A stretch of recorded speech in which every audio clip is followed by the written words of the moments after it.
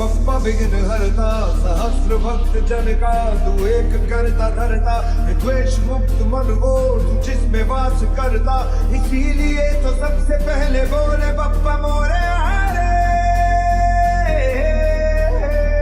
जय जय दी गणराज यात्रा कन्याकुमारो दर्शन मेरा तुझको फिर से जलवा दिखाना ही होगा अगले बरस आना है आना ही होगा डर भी उससे डरा रे इसकी रखवाली रे करता साया तेरा तेरे वश में